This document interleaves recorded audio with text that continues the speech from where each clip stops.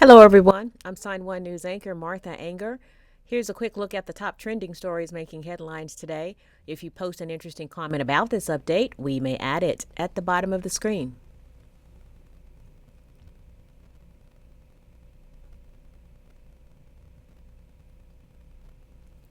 Some North Carolina residents are under a mandatory curfew today after two power substations were damaged. Crews are working to restore power to nearly 40,000 households in the Moore County area, which has been in the dark since Saturday night. Authorities suspect a vandal or vandals damaged two substations at Duke Power.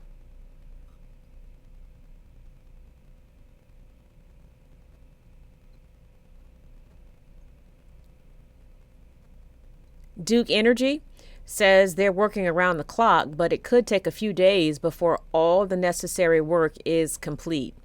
The FBI has joined the North Carolina State Bureau of Investigation in this case.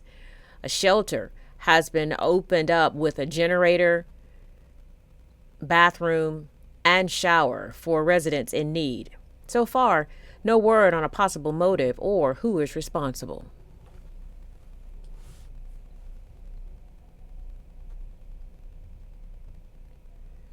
A 2-year-old California girl is recovering after being attacked by a coyote, and it was all caught on a Ring security camera. In the video, the girl and her father are getting out of their car. A coyote runs up on the girl and starts dragging her away by her leg. When the girl starts screaming, the father quickly reacts. He shoos the animal away, throws a water bottle at it, and it runs away. Take a look at the video in real time.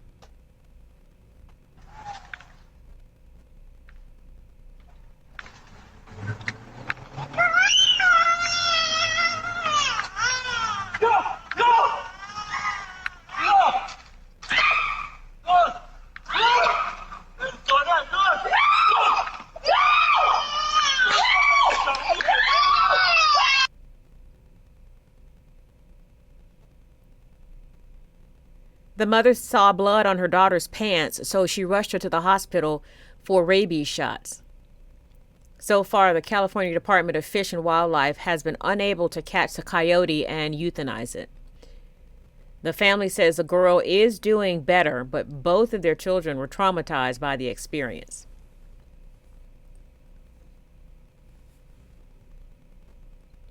The entire political world is watching closely in on Georgia.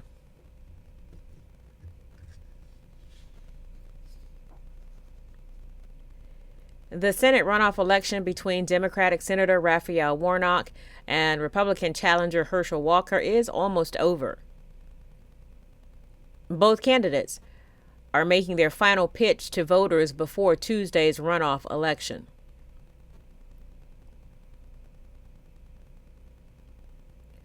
$1.85 million ballots have already been cast in early voting. Democrats secured control of the Senate, winning 50 seats during midterm elections last month.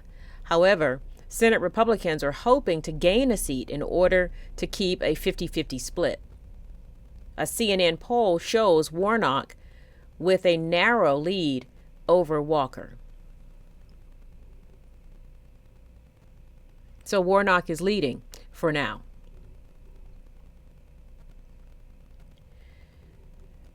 President Joe Biden welcomed some of Hollywood's top stars to the White House to celebrate the 45th annual Kennedy Center Awards. The awards are given annually to those in the performing arts for their lifetime of contributions to American culture. Dozens of honorees and celebrity A-listers were in attendance.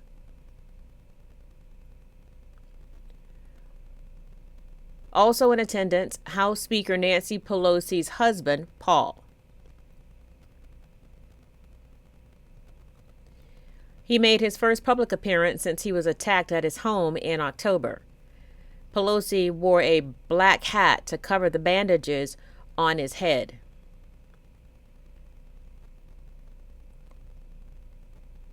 The Pelosi's sat with Vice President Kamala Harris and Second Gentleman Douglas Emhoff.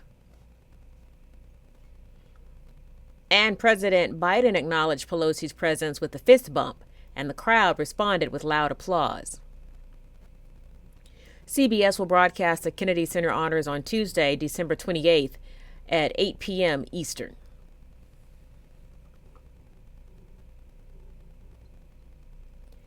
All right, one guess who topped the movie box office this weekend?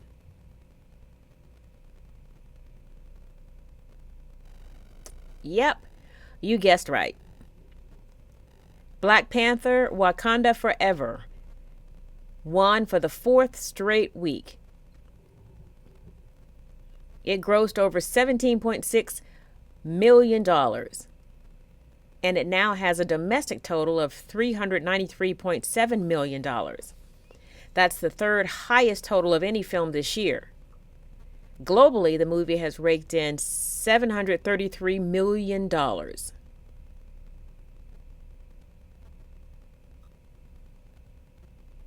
Wow. That gives me goosebumps.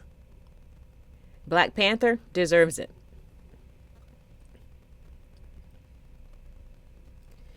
If you get squeamish when you see rats, you may want to skip this story. However, if you get excited when you see rats and you're a little bloodthirsty, then you just might be the person New York City is looking for.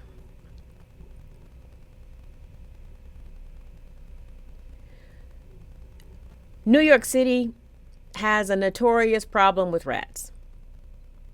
So officials have posted a job for Director of Rodent Mitigation,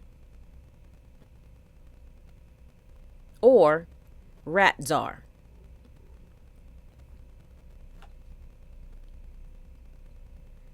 The city's job posting this week asked for qualified candidates who have stamina and stagecraft, a swashbuckling attitude, along with a general aura of badassery.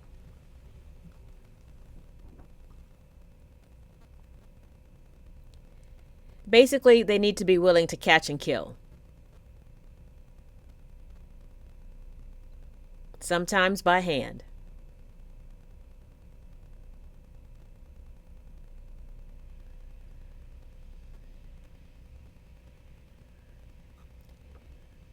New York says the perfect candidate also needs to live in New York, collaborate well with government departments, including health, parks, housing, sanitation, and others. The pay for top rat killer is between $120,000 to $170,000 a year. Urban legend says the city has more rats than people. Over 8 million. But one study in the last decade put the number at around 2 million.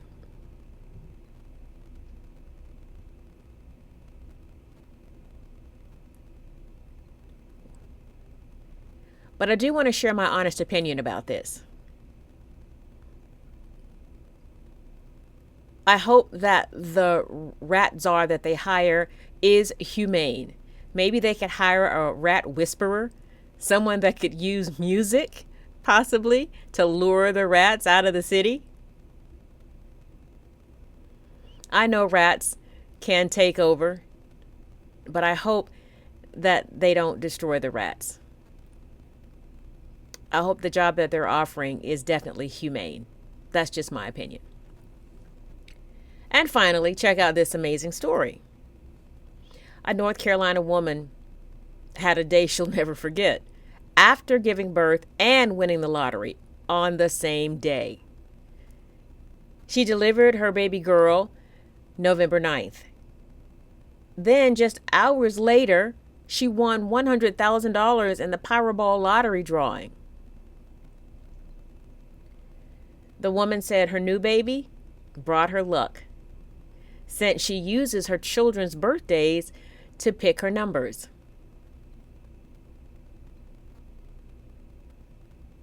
She said when she found out she won, she was so excited and happy she burst into tears. After taxes, the woman will take home about $65,000. She says most of the money will go to paying for her house. That's pretty cool. Sign1News will be broadcasting updates Monday through Friday. A big thank you to our Sign1News app supporters. You help make this broadcast happen. You can download the Sign1News app by heading to the App Store or Google Play Store on your smartphone. And you can also watch on Apple TV, Amazon, and Roku.